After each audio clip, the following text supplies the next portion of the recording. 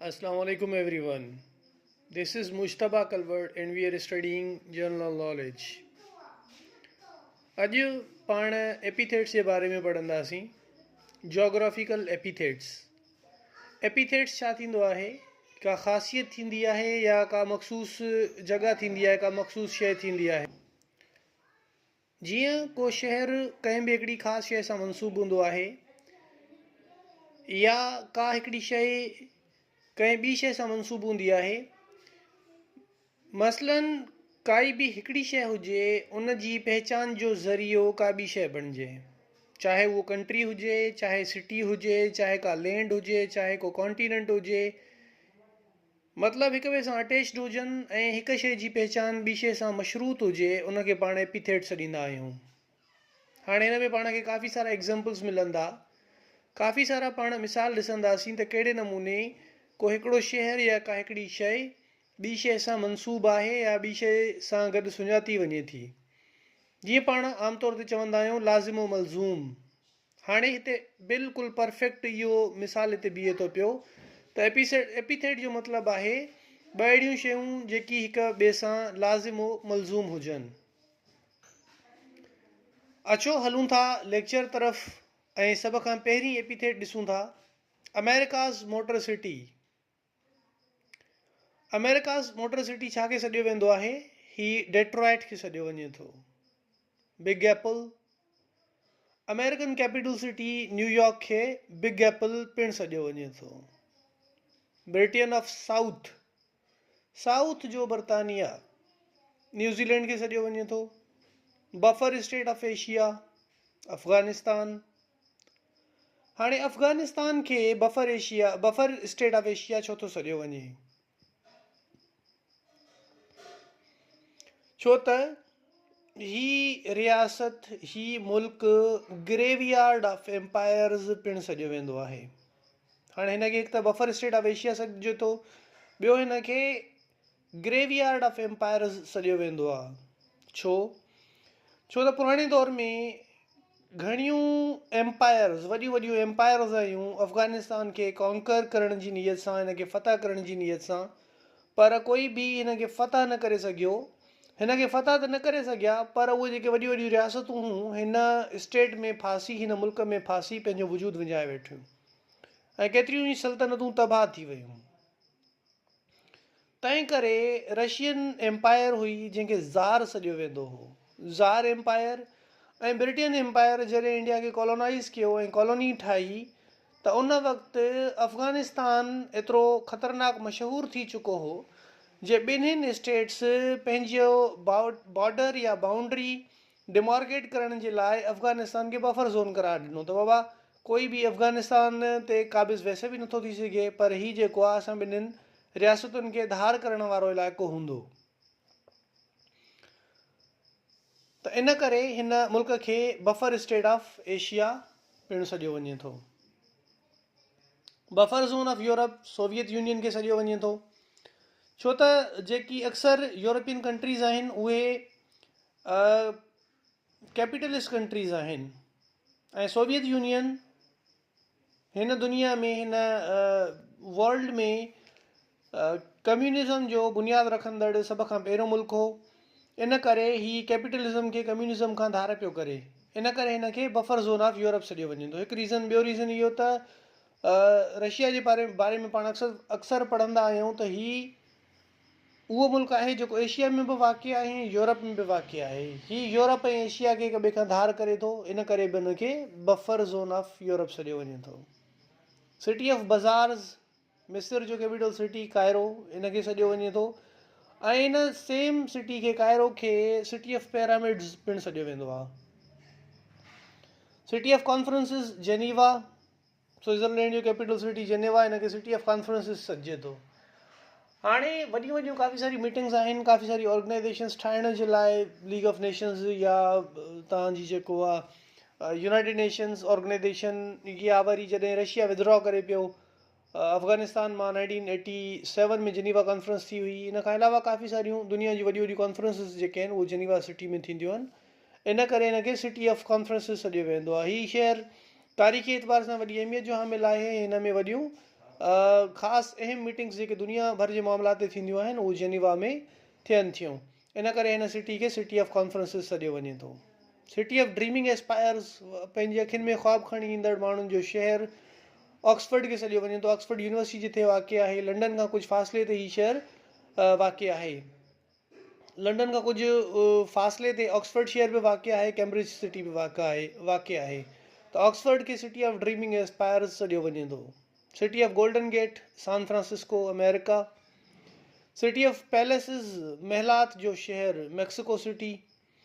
America जी भिक में USA यानी यूनाइटेड स्टेट्स ऑफ अमेरिका जी भिक में मैक्सिको कंट्री आहे ऐं मैक्सिको जो कैपिटल सिटी मैक्सिको सिटी, उनखे सिटी ऑफ पैलेसिस यानी महलात जो शहर सॾिजे थो।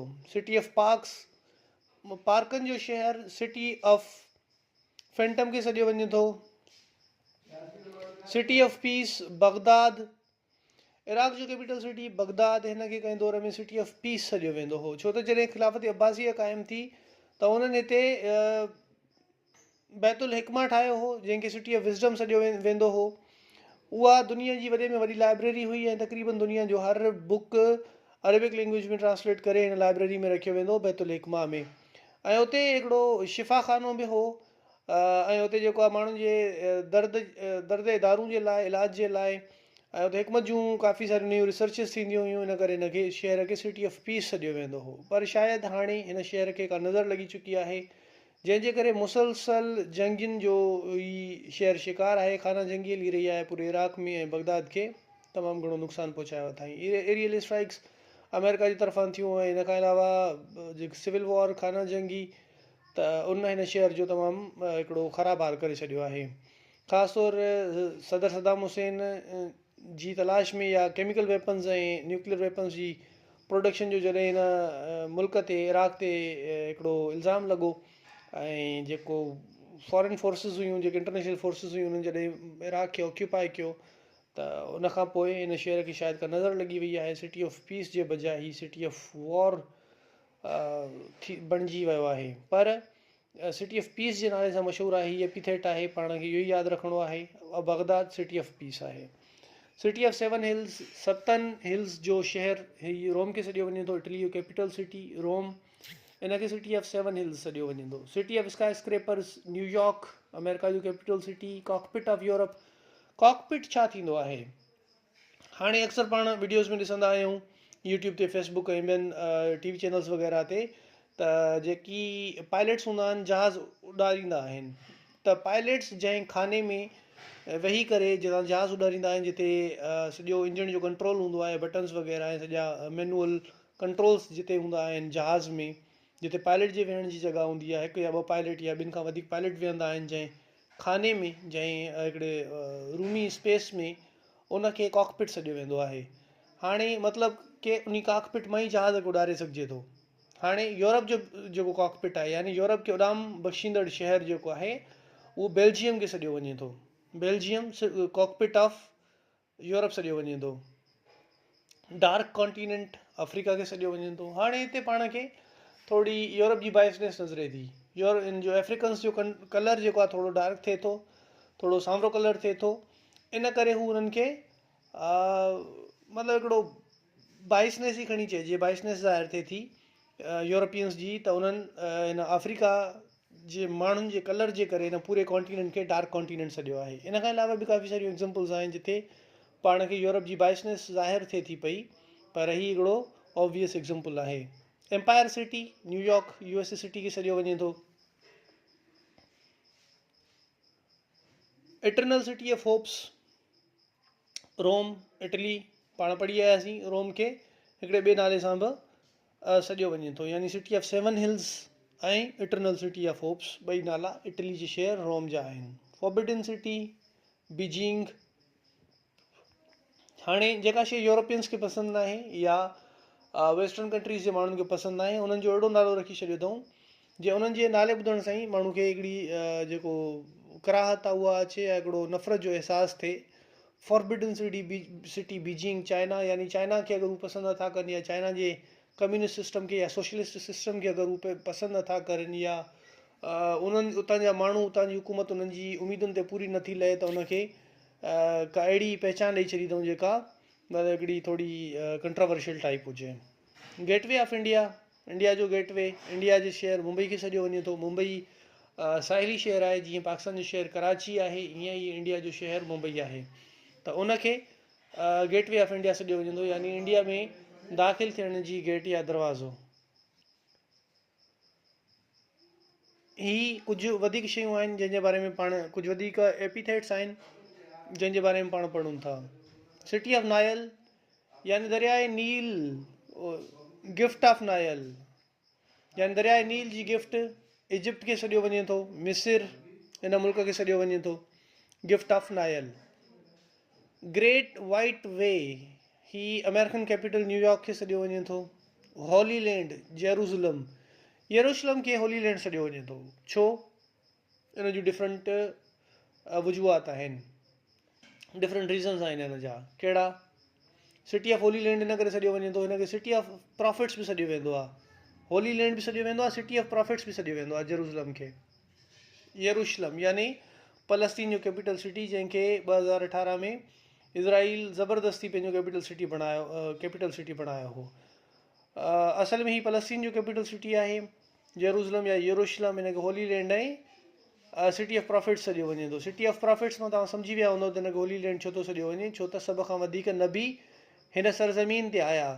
ऐं इन खां अलावा ॿी वजह इहा आहे त मुस्लमाननि जो पहिरियों काबो, पहिरियों हिकिड़ो छा चइजे, जंहिं तरफ़ माण्हू मुस्लमान मुंहुं करे नमाज़ पढ़ंदा हुआ, पहिरियों काबो ई चइजे, या अहिड़ो डायरेक्शन जंहिंमें मुस्लमान मुंहुं करे जंहिं तरफ़ नमाज़ पढ़ंदा हुआ, त उहो मुस्लमाननि जो उते आहे। नबी करीम मस्जिद अक्सा उते आहे। नबी करीम वसल्लम जितां जन्नत में विया, जन्नत तरफ़ विया हज़रत जिब्राइल अलैहिस्सलाम सां बुराक ते सवार थी, उहा जॻह उते आहे। हे त मुस्लमाननि जी हिकिड़ी पहचान आहे, मज़हबी पहचान उहा। इन खां अलावा ईसाई बि हिनखे होली सिटी सॾींदा आहिनि। छो? छो त हज़रत ईसा अलैहिस्सलाम खे उते क्रूसीफाई कयो वियो। जॾहिं उते हुनखे फांसी ॾिनी पई वई त अलाह ताला हुनखे आसमाननि तरफ़ घुराए वरितो। मुस्लमाननि जो बि इहो अक़ीदो आहे ऐं क्रिश्चन्स जो बि बिल्कुलु इहो ई अक़ीदो आहे त अलाह ताला हज़रत ईसा अलैहिस्सलाम खे उतां मथे घुराए वरितो जॾहिं हुनखे फांसी पई ॾिनी वञे यरूशलम शहर में। त इन निस्बत सां इन जो ईसाइनि जो या क्रिश्चन्स जो बि होली लैंड आहे या होली सिटी आहे यरूशलम। इन खां अलावा यहूदियन जो होली सिटी आहे, जंहिंजे करे ई इज़राइल उते क़ाबिज़ आहे ऐं हिनखे जेको आहे पंहिंजे कंट्रोल में रखणु चाहे थो। छो? छो त उते हिननि जो टेंपल ऑफ सोलोमन, हज़रत सुलेमान अलैहिस्सलाम जो महल, उहो उते वाक़िअ आहे, जंहिंमां सिर्फ़ु हाणे तक़रीबन महल टुटी चुको आहे, सिर्फ़ु हिकिड़ी वेलिंग वॉल रहिजी वई आहे। वेल पाण चवंदा आहियूं रोइण खे, रड़ण खे, रड़ियूं करण खे। हाणे ईसाइनि जी इबादत जो तरीक़ो इहो हूंदो आहे त वेलिंग वॉल जे साम्हूं बीहंदा आहिनि, पंहिंजे मथे खे ज़ोर ज़ोर सां हेठि मथे झटकींदा आहिनि ऐं हू दुआ घुरंदा आहिनि। हाणे जेको टेंपल ऑफ सोलोमन हो उहो त तक़रीबन तबाह थी वियो आहे, पर हुनजी जेका वेलिंग वॉल हुई या जेका रोइण वारी भित हुई, दीवार हुई, दीवार गिरिया जंहिंखे सॾियो वेंदो आहे, उहा वाक़िअ आहे ऐं हुते यहूदी पंहिंजी इबादत कंदा आहिनि। पर उहे थर्ड टेंपल बि ठाहिणु चाहिनि था। फर्स्ट टेंपल तबाह थी वियो, सेकेंड टेंपल तबाह थी वियो, हाणे हू उते थर्ड टेंपल ठाहिणु चाहिनि था, जंहिंजे करे ॾींहों ॾींहुं हू फ़लस्तीनी सरज़मीन ते क़ाबिज़ थींदा पिया वञनि ऐं जेका लैंड ऑक्यूपाइड लैंड आहे उहा वधाईंदा पिया वञनि ॾींहों ॾींहुं। इन करे ई हाणे ईसाईयत, यहूदियत ऐं मुस्लमाननि जे करे इस्लाम जे हिसाब सां ही शहर उन्हनि जी मज़हबी एफिलिएशन जो सबबु आहे। इन करे हिन शहर खे होली लैंड सॾियो वञे थो। आइलैंड कॉन्टिनेंट ऑस्ट्रेलिया खे सॾियो वञे थो, जेको पूरो कॉन्टिनेंट ई आइलैंड आहे। इन करे हिनखे आइलैंड कॉन्टिनेंट सॾियो वेंदो आहे। हिनखे लैंड ऑफ कैंगरूज़ बि सॾियो वेंदो आहे ऐं हिनखे लैंड ऑफ गोल्डन फ्लीस बि सॾियो वेंदो आहे। ऑस्ट्रेलिया जूं 3 एपिथेट्स आहिनि: island continent, land of golden fleece, land of kangaroos. Island of pearls, मोतियुनि वारो आइलैंड, बहरेन खे सॾियो वञे थो। Land of fertile fields, Algeria खे सॾियो वञे थो। लैंड ऑफ 5 रिवर्स, पंजाब खे सॾियो वञे थो। छो त मतिलबु 5 आब मतिलबु पाणी, यानी 5 पाणियुनि जी सरज़मीन, यानी 5 दरियाहनि जी सरज़मीन। पंजाब, 5 नद बि पंजाब में आहे, मिठनकोट जे मुक़ाम ते वाक़िअ आहे। 5 नद, इहो बि अक्सर सुवालु ईंदो आहे त 5 नद किथे वाक़िअ आहे, त हिन जो जवाबु आहे पंजाब में। 5 नद वाक़िअ मिठनकोट जे मक़ाम ते ऐं पंजाब मतिलबु 5 रिवर्स जी या 5 दरियाहनि जी सरज़मीन। Land of golden fleece Australia, land of kangaroos Australia. डू मतिलबु सेम, ऑस्ट्रेलिया ई थींदो हिन जो जवाबु। Land of 1000 lakes, Finland. Land of lilies and land of maple, Canada खे सॾियो वञे थो land of midnight sun, Norway खे सॾियो वञे थो अधु राति वारे सिज जी सरज़मीन यानी नॉर्वे। हाणे उर्दू में हिकिड़ो मुहावरो आहे, क्या वहाँ नहर शहद और दूध की नहरें बहती हैं जो तुम वहाँ जाना चाहते हो। अक्सर उर्दू में इहो हिकिड़ो मुहावरो इस्तेमालु कयो वेंदो आहे, दूध और शहद की नहरें बहना। त हाणे ही दूध और नहरें की सरज़मीन जेका आहे, खीर ऐं माखी जी सरज़मीन, लेबनान खे सॾियो वञे थो land of milk and honey. Land of morning com, सुबुह जो ख़ामोशी वारो शहर या सरज़मीन, कोरिया खे सॾियो वञे थो land of morning com, Korea. Land of mountains, Nepal, दुनिया जी हाईएस्ट चोटी माउंट एवरेस्ट पिणु नेपाल में वाक़ आहे। ही पूरो पहाड़ी सिलसिलो आहे जंहिंमें काफ़ी पहाड़ी चोटियूं आहिनि, जंहिंजे करे ई नेपाल खे लैंड ऑफ माउंटेन्स सॾियो वञे थो। लैंड ऑफ प्रॉफिट्स, नबियुनि जी सरज़मीन, फ़लस्तीन। लैंड ऑफ राइज़िंग सन, उभरंदड़ सिज जी सरज़मीन, जापान खे सॾियो वञे थो। इन खां अलावा लैंड ऑफ सेटिंग सन, सिज जे गुरूप थियण जी सरज़मीन, यूनाइटेड किंगडम खे सॾियो वञे थो। लैंड ऑफ 1000 एलिफेंट्स, हज़ारें एलिफेंट्स जी सरज़मीन, लाओस खे सॾियो वञे थो। लैंड ऑफ थंडर बोल्ट, खिवण या बिजली पैदा जेका थींदी आहे, या जेका बादल गरजंदा आहिनि, उन्हनि जी सरज़मीन, भूटान खे सॾियो वञे थो। हिन में अक्सर इहो मौसमु रहे थो। लैंड ऑफ वाइट एलिफेंट्स, जिते वाइट एलिफेंट मिलंदा आहिनि, ही थाईलैंड खे सॾियो वञे थो। थाईलैंड साउथ ईस्ट एशिया जो कंट्री आहे जेको वियतनाम ऐं ॿियनि कंट्रीज़, ॿियनि साउथ ईस्ट एशियन कंट्रीज़ जी बि कम में आहे। क्रिश्चियन कंट्री आहे, क्रिश्चियन जी हिन में अक्सरियत आहे, मुस्लमान बि हिते रहनि था, पर मुस्लमाननि जो तादादु बिल्कुलु थोरो आहे। हिकिड़ो सुठो टूरिस्ट स्पॉट आहे थाईलैंड ऐं वियतनाम ॿई, थाईलैंड वियतनाम ऐं फिलीपींस बि, ही सुठा टूरिस्ट स्पॉट्स आहिनि।